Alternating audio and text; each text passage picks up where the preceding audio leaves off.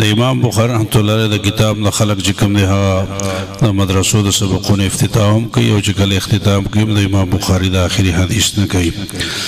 امام بخاری رحمت الله علیه دا مقام حاصل ځکه دا ټوله زندگی د انوارات او برکاتو نه ډکه زندگی وه. یو سل څلور نوي که پیدا شو د جمعې مبارکې ورځ وه، د برکت ورځ وه. که 256 هجري کې بیا وفات شو نو هغه د وړوکي اختر ورځ وه، د برکت ورځ وه چې بیا دفن کړی چې د خاورو نه خوشبويي روانه شوه. الله دنیا ته دا وښودله چې څوک د دین خدمت کوي، د رسول وسلم د احادیثو د قرآن مجید خدمت کوي، الله مرګ نه پس هم دا چې کوم دی کرامت ظاهري او دا عزت یې الله کوي. امام بخاری چې لا ماشومانو نظر ختم شو، مور ډېره خفه شوه، ژړل به الله پاک ته به چې کوم دی په تهجد کې راپاڅېده، دعاګانې به یې غوښتې، ژړاګانې به یې کولې. یو شپې خوب کې ابراهیم علیه السلام ولید، ابراهیم علیه السلام ورته وفرمایه الله ستا د بچي نظر صحیح کړه. دا چې راپاڅېد ویې کتل د امام بخاري رحمه الله نظر صحیح شو. دا ډېر خوشحاله شو، د الله شکر یې ادا کړ او بیا ویې چې اوس په دې وجې سره به زه د علم ته کښېنوم. علم ته کېنو، مکې معظمې ته لاړ، مدینې منورې ته، شام ته، بصرې ته، کوفې ته، بغداد ته، ټول بلاد اسلامیه کې وګرځېد. د 1080 استادان نه علم حاصل کړ. چې کله علم حاصل کړ، د رسول الله صلی الله علیه وسلم حدیث حاصل کړ، بیا وایي چې زه به اوس د دې خدمت وکړم. د استاد په مجلس کې ناست و، د اسحاق ابن راهویه چا پکې دا وي لو جماعتم کتابا مختصرا لسنن النبي صلی الله علیه وسلم. که چېرې تاسو د رسول الله صلی الله علیه وسلم د احادیثو یو کتاب راجمع کړه، دا به ډېر ښه کار وشي. امام بخاري په زړه کې راوي دا کار به زه وکړم، شوق یې پیدا شي. شپې له خوب کې رسول الله صلی الله علیه وسلم ولید، وایي چې د رسول الله صلی الله علیه وسلم داسې ناست دی، ما سره لاس کې به بوزې دی، زه د رسول الله صلی الله علیه وسلم مچان شړم. علماو ته تعبیر ورکړه انت تذب عن الکذب، ته به نبي علیه السلام د دروغ نه فکر څه مانه، الله پاک به تعالی توفیق درکوي، ته به صحیح احادیثو کتاب لیکي، په خپله به دروغ نفي شي، د حضور علیه السلام نه ختم به شي. امام بخاری نور هم شوق پیدا شو، لاړ حرم شریف ته، حتیم شریف کېناست، قلم کاغذ یې راواغست او د رسول الله صلی الله علیه وسلم احادیث مبارکه لیکل شروع کړه. چې کله به یقین پیدا شو چې د حدیث صحیح سند سره ماته ملاو شوی دی، نو بیا به چې کوم دی لیکه، خو د هغې نه مخکې به استخاره کوله، غسل به کول، 2 رکعته نفل به کول، استخاره کول، غسل کول، 2 رکعته نفل کول. هر حدیث دپاره دا نه فرض و نه واجب و، خو لیکن امام بخاري رحمت الله علیه د حدیثو ډېر ادب وکړه.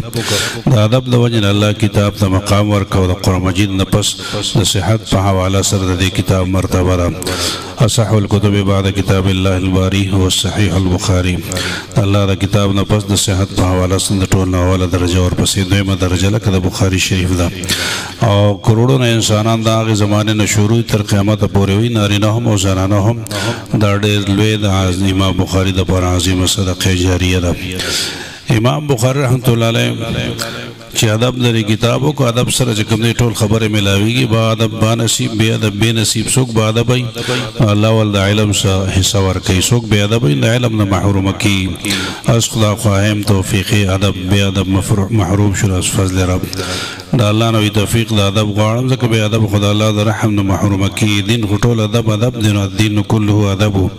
دین کې خو بې ادبي نشته. جماعت ادب پکې، د مدرسې ادب پکې، د عالم ادب پکې، د سپینګیري ادب پکې، د قاري صاحب، د عالم صاحب، د مفتی صاحب، د خطیب صاحب، تبلیغی صاحب، د دیندار اولیاء الله چې څوک دین سره د چا نسبتي، بس د هغې ادب او احترام به چې کوم دی حق ہے، نو الله به تا ته چې کوم دی خیر ملاویږي. امام بخاري رحمت الله علیه دا کتاب چې کوم دی ولیکه، په دې کې احادیث مبارکه ذکر کړي. مولانا احمد علي سانپوري رحمت الله علیه چې کوم دی په دې مقدمه کې د کتاب کې د محدث ابن صلاح او دارنګې د امام نووي رحمت الله علیه ذکر کړي. او هغې وایي چې په ټول احادیث مبارکه په دې کتاب کې 2215 او احادیث مبارکه دي.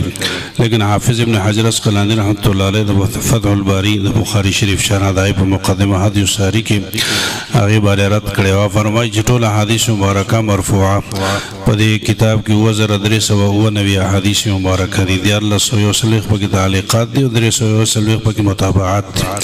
مجموعه چې راجمه کې د 9001 احادیث مبارکه جوړیږي مع المقررات، او بدون المقررات تقریبا 4000 احادیث دي. 9000 احادیث مبارکه چې امام بخاري رحمت الله علیه په کتاب کې لیکل دي. 9000 استخاري کړي دي، 9000 غسلونه ورته کړي دي، او 3000 رکعات ورته نفل کړي دي. کتاب کې الله برکت واچوي. دیو جن خلق د دې ډېر چې کوم استفاده کوي.